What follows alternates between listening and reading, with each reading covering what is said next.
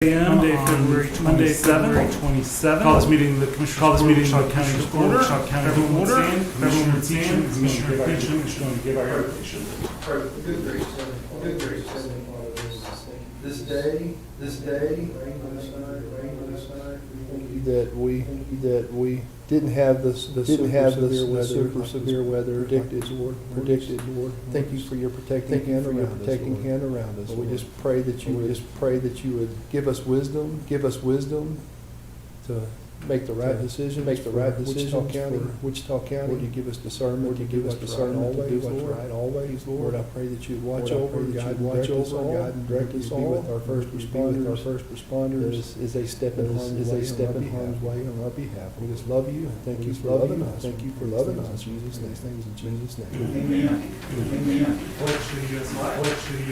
I pledge allegiance to the United States of America, to the republic for which it stands, one nation, indivisible, indivisible, and justice for all. And now the pledge to the Texas flag. Honor the Texas flag, pledge allegiance to these, down the state, one state, under God, indivisible. Everyone be seated.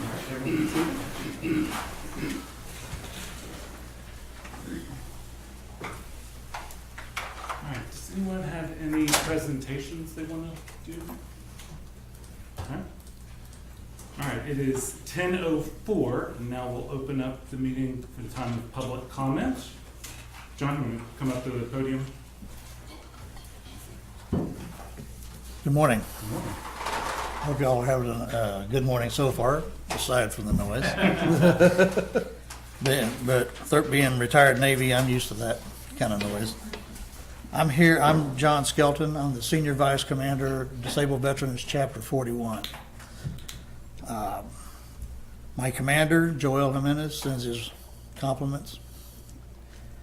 I'm here to let everybody know about the upcoming Farm and Ranch Show, or Expo, on the 10th and 11th of March. It's being put on by promoters Darren and Tana Dale.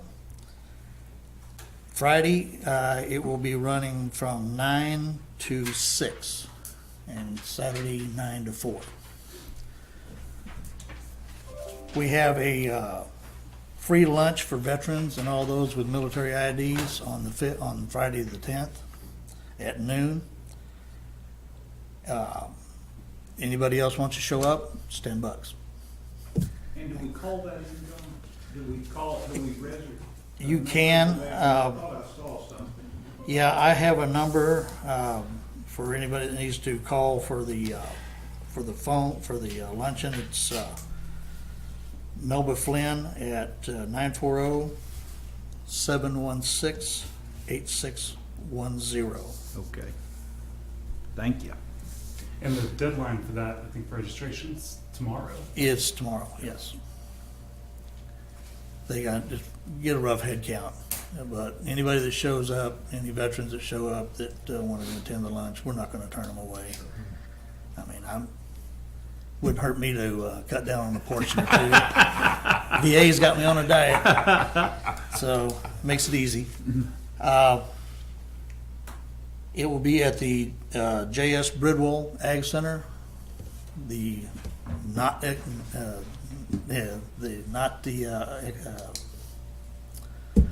main hall, but that nice little facility across the river where we eat pancakes every year. So that's one way sure everybody knew about that. Any questions that any of you gentlemen might have? Are there a class involved, John, where go into more detail over the benefits of some of that? Joel had talked to us, David Graff's alluded to having some information maybe on programs that benefit veterans, farm programs that are small acreage programs. There's going to be some programs there for going over some of the benefits and ways that people can get their medical and all this kind of straightened out. Our best kept secret in North Texas is our veterans clinic, the VA clinic over behind the Cracker Barrel. I've been there, registered there for several years, and service there is good, and it's reasonably quick. You don't really have a hard time getting in there. If they need a referral for somebody to, like, sending you to Oklahoma City, they're very prompt about getting that done. So our veterans are being served very well in this area, and that we thank God for that, because it's not that way everywhere. The expo itself, there will be CEU classes for the agriculture community. Too numerous here to name, and some of them I have no idea what they mean. So, I mean, I'm an old radarman, so you talk, plows, it means nothing to me. Like I said, on Friday at noon is when they'll take their break and to do the lunch. So that is all I have. If anybody else has any other questions? I have it on good authority. There's a promising young singer that's going to open you up in the Oh, national cool. anthem. My daughter will be making her singing debut. Oh, good. So Okay, she's 8. So we're Good looking deal. forward to that. Be looking John, forward to that. I had the pleasure of sitting in on the planning meeting for this just a couple of weeks ago, and David Graff and Joel and all that group, and they had a bunch of other people in from across Texas. We were surprised to find out how many veterans there are. I mean, actually, I wasn't surprised, because I remember the time that everybody was a veteran, that was the World War II deal. Right. But we have a lot of agricultural producers that are veterans from Wichita County, and that's Yes. kind of how this got started. And they're gonna actually have a veterans village set up of information tables. So after they do the short presentations at the luncheon, you'll be able to go to those individual places to get information on the Yes. different services, including our team is supposed to be there too with a table. So I think it's gonna be a neat deal, and I think it'll grow, and they're really excited about it. David Graff had worked very, very hard on getting this done. Of course, Joel too, right in the middle of it, but Yeah, I they're- think it's gonna be a really neat deal. There actually, Joel would have been here, but him and David are at a meeting right now. Yeah, they're trying to put the finishing touches on it. I just think it's a neat idea, and it's gonna serve a lot of people, and I think it'll just be another step in bringing our veterans and our general population closer together. I mean, I think it's really a neat deal. We're also going to have our North Texas Soil Health Program the day before on Thursday. That'll be an all-day deal, and we're expecting about 300 people from across the country that'll be there. There'll be a bunch of those folks stay over for the next 2 days. A lot of them will be at the Veterans Luncheon that day, so we think it's gonna be a kind of a neat deal, and it's coming together. But Joel and David and that whole team worked very hard to make this happen. It's gonna be a good one, I think. We're also going to have a booth there for service organizations. Right. DAV and the American Legion are actually going to share a booth this time. Just a which great is- place to come and get information. Well, I wear several hats. I'm a life member of the VFW. I'm also a chaplain with American Legion 169 Okay? and senior advisor with DAV. So I stay busy. Well, So- I think it's a great idea, and I think it'll grow as the years go by. So we're excited about it, looking forward to it. appreciate you. John, thank you. John, thank you. Thank you. Now we gotta go to another meeting. Yeah.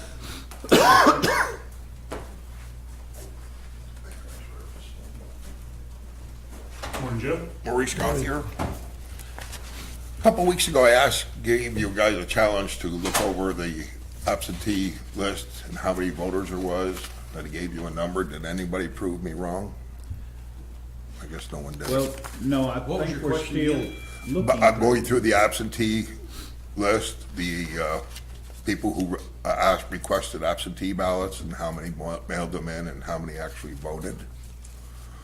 And I'll just say this, you know that I'm currently working through a whole lot of that. Yeah. So you know the answer to that as far as I'm concerned. Yeah. And then nobody else here would know anything about it, so. The thing is a couple weeks ago, I put 6 reams of paper up there, which was 12 inches high. These are the actual ballots that should not be there.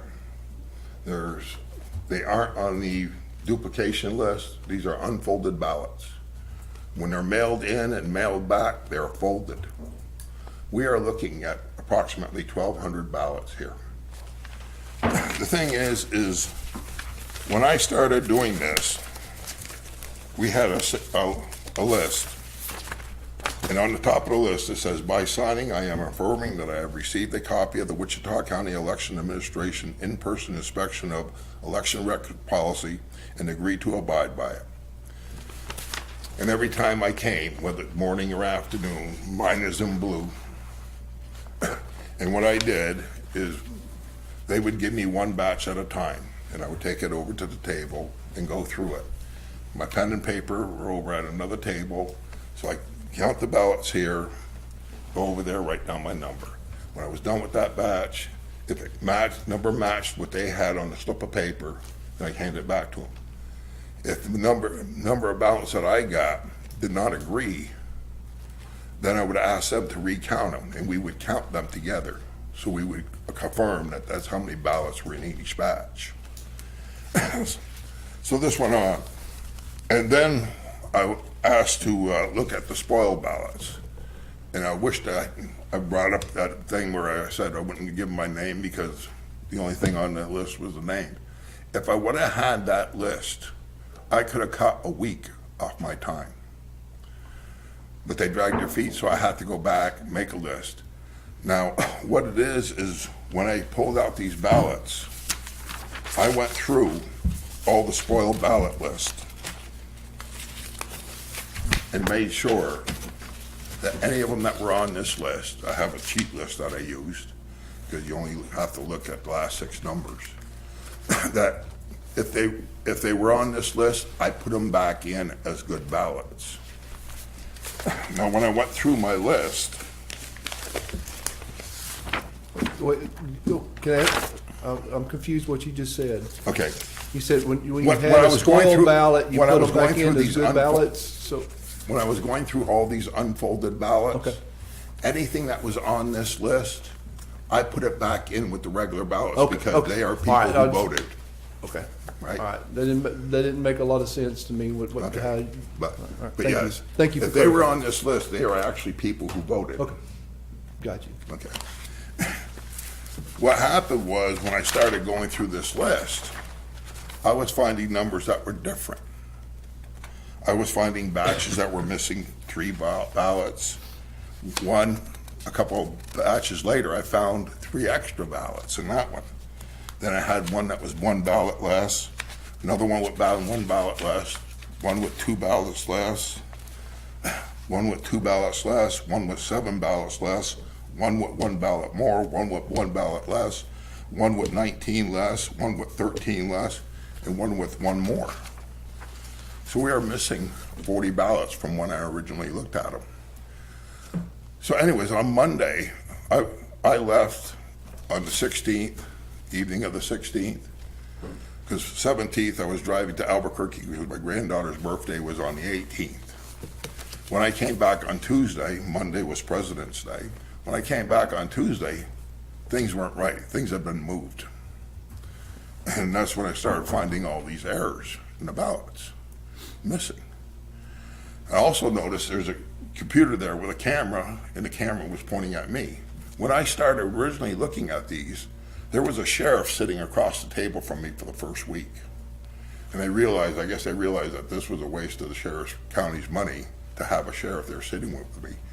So we would put a stick in the door to the left of me, and this door sitting by the county office workers, they would leave that door open. If there was a problem, they could yell because it's only 15 feet away as a sheriff, which made sense. The thing is, when I found out on Friday, I asked, because Penny and Gina were downstairs, and I asked, had anybody come in on Friday? Because the camera was now not pointing at me when I came in on Tuesday, it was pointing at the office workers. And I thought that was strange. I said, it should be pointing at me to make sure I'm doing what I'm doing. And so anyway, so I asked on Friday, I said, was anybody else in there? And Penny's there, not that I know of. And Gina says, yes, there was another person in here on Friday. And apparently they were with Annette. So I went upstairs and asked Annette I wanted all these ballots. I wanted a copy of all these ballots. And I also wanted a copy of all the spoil ballots. And that way there I could sit down and figure out the true vote. So I told her that, I said, yeah, we're missing 13 ballots out of this batch.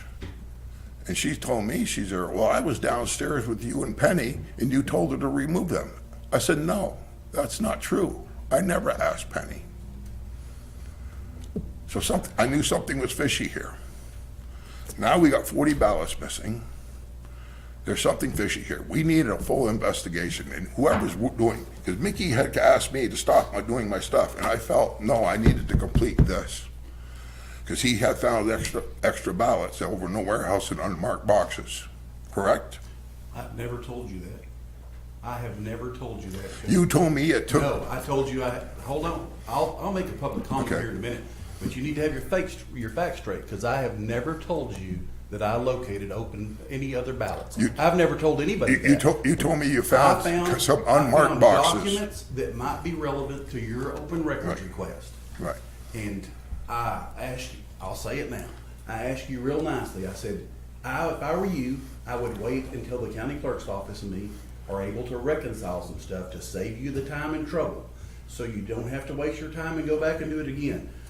You are saying stuff right now that's misleading and not true. Okay. I never told you anything that was found, I said documents. Now, I do believe somebody in the You said it clerk's was office unmarked told you boxes. that. I do believe somebody told you that. And You told me. can say what you want, but we are trying our best to put that information together, to get it to y'all, to go with your open records request. So don't make a false statement. Make sure what you're saying. Did you say to me that it took 4 workers 4 hours to remove the boxes to get to the? I told you it took 4 people 4 hours. 4 hours To move just to inventory it, not to move it. Okay. So there again, make sure that don't Okay. say false. I misunderstood what you said. Then I'm sorry. Correct, you did, evidently, and you do know exactly what I said, because I've told it to you several times. But you're talking to somebody else in the county clerk's office that shouldn't be giving you information, that I have told not to give you information, because it's not relevant right now. Nobody in the county clerk's office told me anything. Somebody told you, and there are only people in the county clerk's office that do. No one in the county clerk's office So told me anything. make sure you're telling the truth if you're gonna come address the court. Okay. So now, Joe, we, I know there's back and forth, Yeah. let's give him a little bit of time. Can you think you can wrap it up in about a minute? yes. Get it out. What we need is a full investigation into this. The thing is the person that did it on Friday never signed in on this sheet. They aren't treated the same as I was.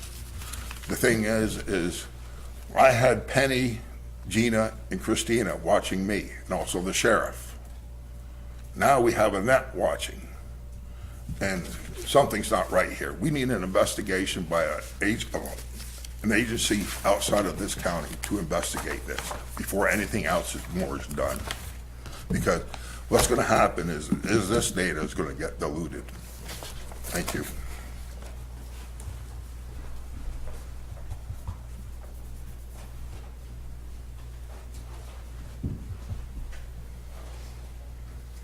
Ms. Jackson?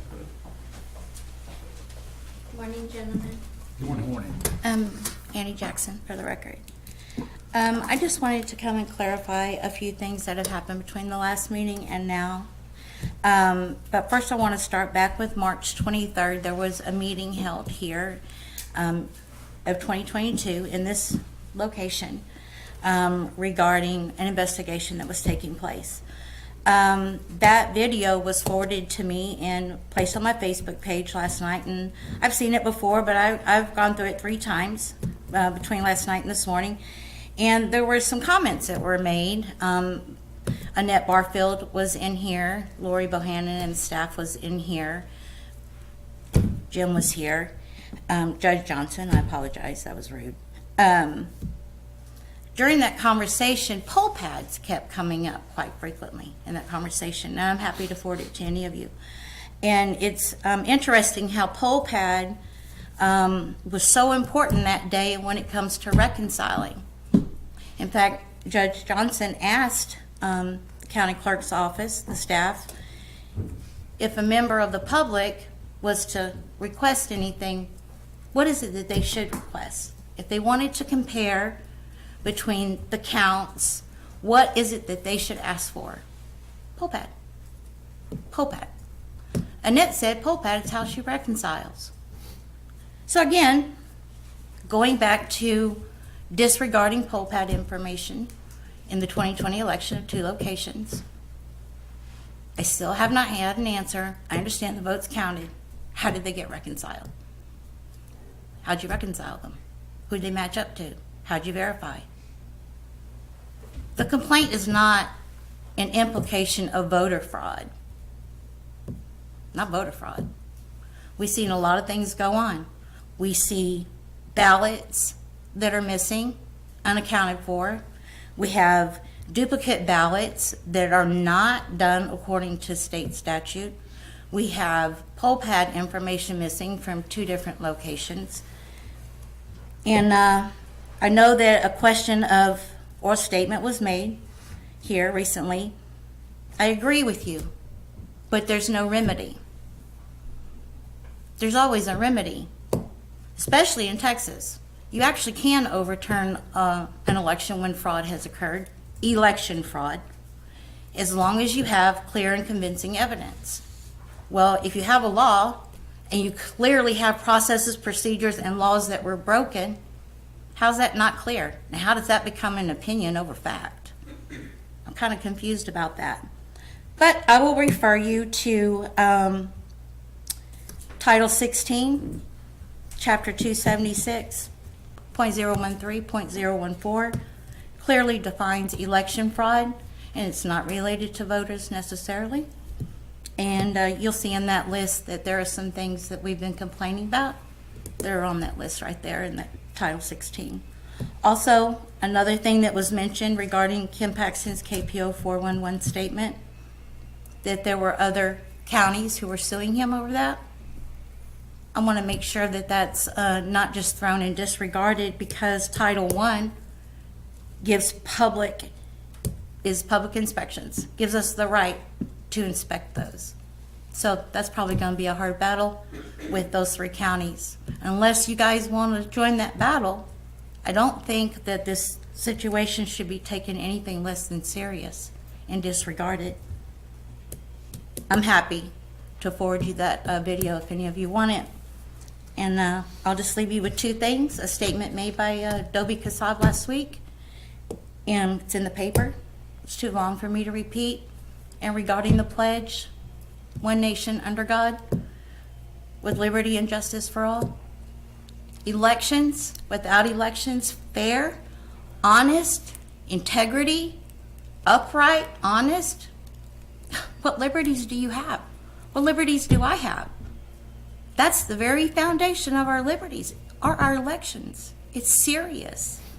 Whether you're an elected official or appointed to a board, you're responsible for that, and it needs to be looked into. It wasn't voters. It wasn't voters. It was someone involved in those elections. Thank you, gentlemen. Thank you. Thank you. Can I say something? Ms. Bexley, you can come up front. It's part of public comment. Okay, that's what I can refer. For one, I want to let the citizens and you 5 gentlemen know that I have not let anybody know anything that's going on in our office. That is not my place to tell any individual what is going on in that office. It's been made clear to me that it's not. I don't want you 5 or Wichita County to think I am doing something wrong, because I have not done anything wrong.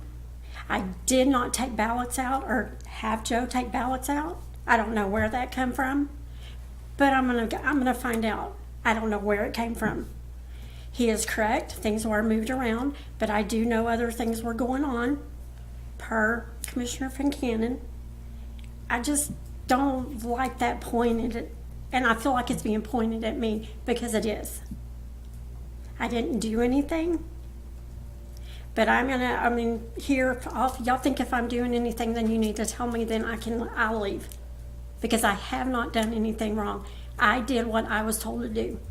I cannot go any farther from what the county clerk at that time told me what to do. As I've been told, she is my boss, she is my supervisor. I can't go over her. Am I correct? So what was I supposed to do? If anything was done wrong, I didn't know if anything was being done wrong. I don't know what they did with ballots. I stayed out of ballots. All I do is count ballots. I don't know why that finger is being pointed this way. Is it because I was close to Lori? I'm sorry. I don't know what went on in that office. I don't know what went on in the backgrounds, and I don't want to know. But you five and the people in here and Wichita citizens needs to know that I love my job. But then again, if you don't think I'm doing it, I will go.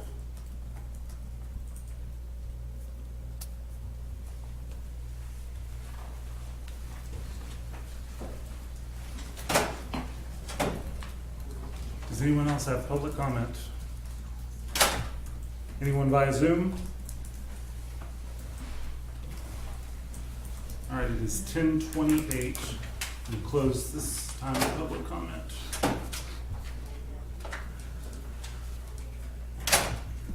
All right, moving on to the consent agenda. Judge, I have a correction on item 2. Okay, The estimates, we got new estimates. Nancy was shy of a trailer estimate, but then I'm glad she did, got them to send us. We had unable to use the quoted bumper replacement, so they had to do a different bumper with brackets included, driving our cost up a little. But I need item 2 to read, approve the repairs not to exceed $20,000. So the 2 trailers both run about $3,300, and the truck is just over $12,000.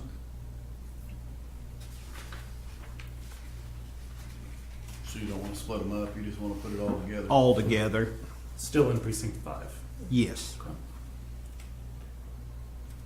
And So the bumper you're referring to is the ones on the truck? yes, Okay. that's one thing driving That drove our the cost a price little high, bit. yeah. But on a side note that Commissioner Mahler brought up the Friday, I just wonder, and something maybe we should clarify, what if there wasn't insurance on these trailers? And they were hooked to a truck and we had an accident in the truck and the trailer was damaged. Mel, what's your opinion? How would that be If we had no insurance, on the trailer? Only on the trailer's truck? damaged, I mean, we'd be Because the responsible truck is for- pulling the trailer, wouldn't the truck's insurance cover it? Normally, if your truck's pulling the trailer, it's covered. Well, my understanding with TAC is that's not how that's working. They have a separate coverage for that for mobile equipment. Unless it is a licensed trailer or whatever, I know that there's a difference there with them, so that can be covered. Under the automobile side, there is some specific provisions about what's covered and what's not, or what's under the mobile equipment coverage versus the automobile coverage. In my personal stuff, my trailers are covered under the automobile they're tied to, but they're not commercial, they're not semis. Right. You know, that may very well be. Yeah, but Mel was successful in getting, and the reason we turned all these in, even though the 2 fall under the deductible limits, is that subrogation could prove beneficial, all said, all done here on this incident. But you were able, Mel, on 2 incidents of the same car with the sheriff's department, Sure. they didn't claim that as 2 separate deals. He was able to get them to consider and On deductible. on deductible. Yeah, but I think we're talking about, I think the deductible Apples and deal, oranges. yeah, I really, and I'd have to check on that semi deal, but those trailers that I've got are not, semi trailers. They're goosenecks and bumper pull trailers, and they do fall under. Although I do buy additional damage coverage over and above, but that the vehicle carries the liability. Correct me if I'm saying this wrong, Mickey, you got some of this stuff too. It covers the liability and the basic damage, but if you want something above and beyond that, then I have them listed on another policy also. So it gets confusing Your because. equipment coverage covers it if it is sitting in a field and it gets damaged, Yeah. or if it comes loose from your truck and hits something. well, even if it comes loose from your truck, if it's being pulled by a truck, your commercial liability on the truck carries the liability for that trailer, because it's operating in a tandem. See, I thought a semi-trailer was a standalone unit. It is a unit, separate unit on the accident. Every trailer is a standalone unit on the deal, but it has no capability to tow itself, so it's a standalone unit on the accident form, it's a standalone unit but it doesn't have the standalone liability. Well, we cleared that out, didn't we? Commissioner, We better get another opinion, I'm thinking. for the order, can I add the other estimates? Yes, here's all the estimates. It's unit 5100, 5101, and 5506 was the semi involved, and all due to the ice mishap on the bridge. Okay. And I think part of that discussion, Jeff, it makes it kind of confusing that we were discussing on Friday during that meeting. When we go to talk about the liability or the deductible, if we wreck that trailer, then the individual deductibles will stand. If somebody else is at fault, though, we try to subjugate to make us whole, which would recover, the liabilities would still stand alone, but they try to recover all those liabilities to make us whole. I think that's where we're getting off track, is it's two different scenarios. You know, what I was thinking more about those that don't fall into the category of this, like the trailer, this utility trailer that I'm pulling and it's getting damaged. If somebody runs into it and demolishes the trailer, if it didn't have insurance on it, I mean, I didn't know how that works or what would be the best. I just hate paying for the insurance for all these that it won't cover much. On purposes of this item, we're gonna do everything we can to get reimbursement, and then we'll pay. Did you get what you needed for the language of the order? Okay. Commissioner Beecham, making about item 3? Yeah, Okay, item, go ahead. item 3, I need to change the language on it just a little bit. Motion to approve PR 66 at a credit of 86,500, and to allow for Judge Johnson to sign the PR. And that's a credit. It is a credit. Yeah, What is, yeah, it is a credit. It's coming back to us. well, does fire suppression, what is that, Mark? Sprinklers. Sprinkler system that no longer, since it's not jail, it didn't have to be the same requirements as what it previously was. Is there one here on our floor? No. Fire suppression? No, not Nope. No. And also I'd like to briefly touch on item number 5. Motion to approve and adopt community service requirements policy. Rick's building maintenance and housekeeping uses a lot of community service work. We've had no real formal way of doing that, tracking that, monitoring that, knowing when we're going to get individuals come over to do such work. We have no way of identifying who's in our building. We're formalizing that. We'll be putting them in a vest so we can identify them. Who's been sending them over? Adult probation. It's a good thing. Without your knowledge? No, it's, we just don't know when they're coming, and we never know when we're gonna get them.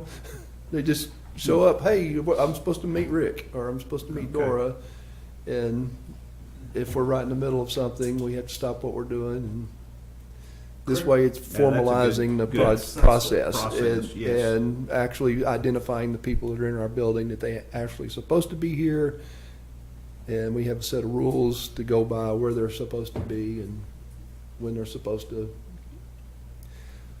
show up and whatnot. So Who documents that? Rick. Okay. So this is just a better way of doing something that we've been doing a long time. Yeah, Rick hadn't got anything to do, so he got. No, Rick's got more than he can say grace over. So doing something like this really helped him out. Yeah. So we're not receiving people in the middle of the week. It's showing up on the doorstep. Hey, I need something to do. Sure.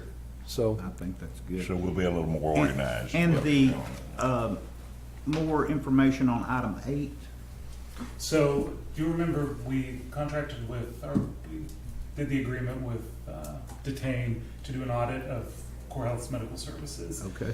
And the court approved the payment, they didn't approve the payment of the $4,000. Okay.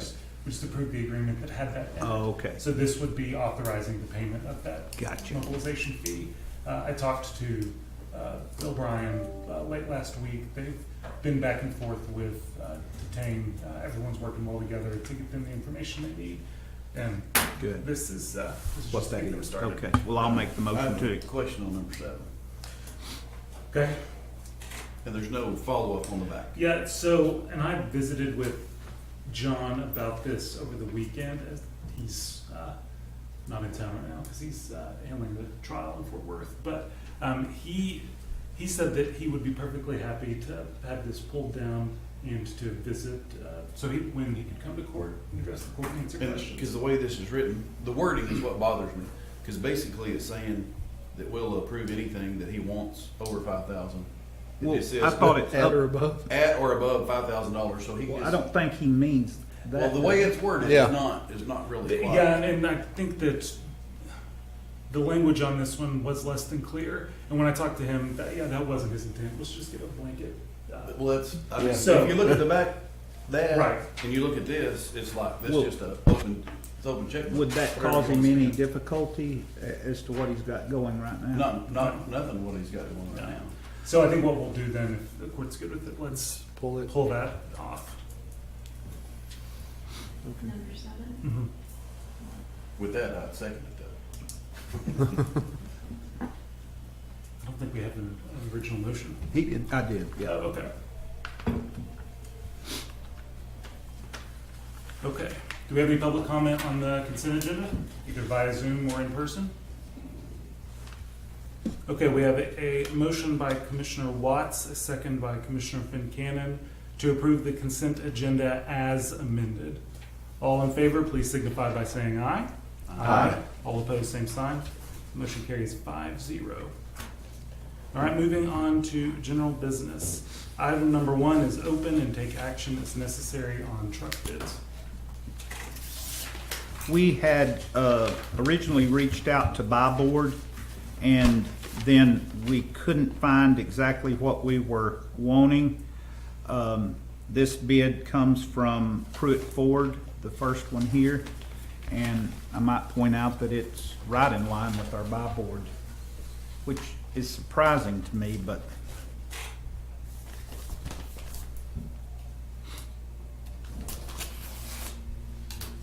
He's all on the Yeah. same trailer. Remind me what these were. the Precinct 4's buying pickup. Okay. And since we couldn't find any buy board quotes from Caldwell or any of the other vendors there, they wanted to delay. I just selected 5 to randomly ask for bids, and we mailed them to them. Then we posted, Nancy posted as well in the paper, so. And then we called them last week just to confirm, and I was really shocked, just FYI, the biggest number of pickups I found was at Carl Clements, and when we contacted them, they were not interested in giving a bid, said they didn't have access trucks. The next one- Inventories are coming back up, and that's gonna help. The next one is from Caldwell, Rockdale Ford, and Billy Hughes, which y'all all know, did that bid. And with that, Judge, I'd make the motion that we take those under advisement. Okay. Second. Commissioner, there were, I sent those out to 7 7. people. Good. Just so you know. It's just odd to me that, you know, why wouldn't you, regardless of the price, bid me a truck and say, it'll be 12 months before I'm gonna get it, but here's what I can do for you. And Yeah. it's just odd to me that it's so difficult to get the pricing.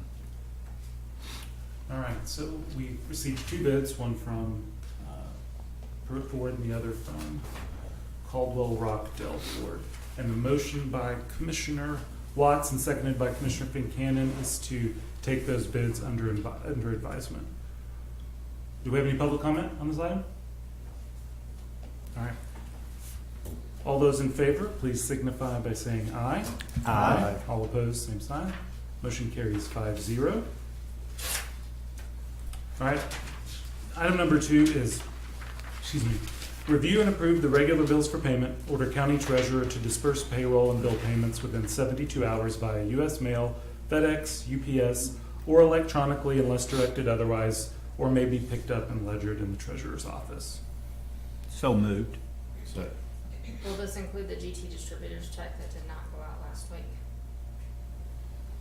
Yes. wanted to? Yeah, oh, that's right. You just addressed it on Friday. Yes. Can you fill me in after the meeting? Sure. Thank you.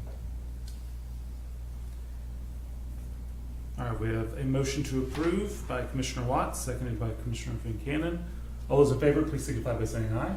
Aye. All opposed, same sign. The motion carries 5-0. Judge, I forgot to, in talking about the consent agenda, I just wanted to publicly thank Brendan for, John was so gracious to send out a note, and he was just amazed and thrilled that y'all were able to help, and came on Sunday and worked through that problem and get him up and running. So thank you, Brendan. Kudos to the IT. That's right. Item number 3, discuss, consider, and/or take action to approve, is that Cologic invoice? INV-10461 in the amount of $1,200 for 2 additional licenses for Cop Sync for Constable Precinct 1 vehicles to be paid from ARPA funds or Department 550 from lines determined by the county auditor. This is outside of the original project allotment from ARPA funds. Why do we? Whose item Why is are we getting this? more? This is an annual, this is the Oh, that's our annual annual deal? maintenance. And it wasn't previously approved for when we allocated ARPA's, and we didn't budget for it in 23, so. Do you think ARPA, this is a legitimate use from? It, For maintenance? yes, it can be used for ARPA, it'll be lost revenue probably, I don't know if it'll fall under the safety, it might. But at some point, we're gonna have to absorb this cost into our budget, so. It's not going away. I just wondered if they're actually using it much. That's I kind couldn't answer that one. I'm under the impression, Commissioner Fincannon, that they are, and it has alleviated a lot of multiple trips for them because they're able to do so much on site. and I hadn't heard any feedback at all, that's why I was asking, so. We gotta pay the bill either way, so motion to approve. Second. We have a motion to approve by Commissioner Fincannon, seconded by Commissioner Beecham. All those, do we have any public comment on this item? All right, all those in favor, please signify by saying aye. Aye. All opposed, same sign. Motion carries 5-0. And item number 4, receive update on courthouse renovation, elevator projects, and county courthouse annex. Commissioner Beecham. Looks like last week they were really busy, so we got carpet downstairs in the district clerk's office, HR, all that is completely carpeted. Elevator is moving along really well. I'm not gonna give a time frame. Not gonna do it.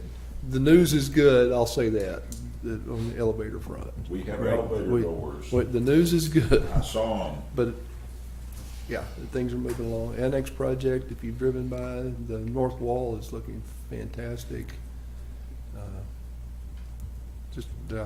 I guess Tommy's shutting down his operation as of close of business today, or Monday, or Friday. Friday. Friday, It's Friday, Friday, okay, Friday. Yeah, he's done a So- great job of letting everyone know what the Yep. changeover is going to be, and So, yeah, we're gonna start that demolition on the 13th, so. Coming along, Yeah. moving along. It's funny how tangible progress all of a sudden clicks from. There's a lot happening, you don't see it, and then Yeah, then, it's all yeah, there. you get big stuff. what is our thoughts about visiting? When will we formally consider TABC's request? Whenever commissioner puts that on the agenda to discuss. Okay. So I mean, if that's something that you want to, for the court to discuss and take action on, yeah. We kind of have a good idea where we know where they'd be. Yeah. I mean, Yeah, but we've got an it'll office happen for it. after Tanya moves, right? Yeah. And I did speak with Wilburger County judge, and they were talking about how many state, that was also a kind of a complaint of his, how many state agencies he's officing in the courthouse for no money. That's, it's interesting, but there's other people besides TABC, keep in mind, that are wanting state agencies that are wanting to office in the courthouse for free. There's some other ones What do you requesting. call that again? I mean, I don't know, I'm not gonna I say. mean, they have a budget too, I just don't understand why we are gonna take on all the. Well, I'm worried we're starting to get into, that's not on the agenda, so, but yeah, let's, do you want to take action on it and discuss it? Let's put it on the agenda. Anything else? No, that's it. Okay. Any public comment on that item? All right. Well, it is 10:48 a.m. and this meeting is adjourned.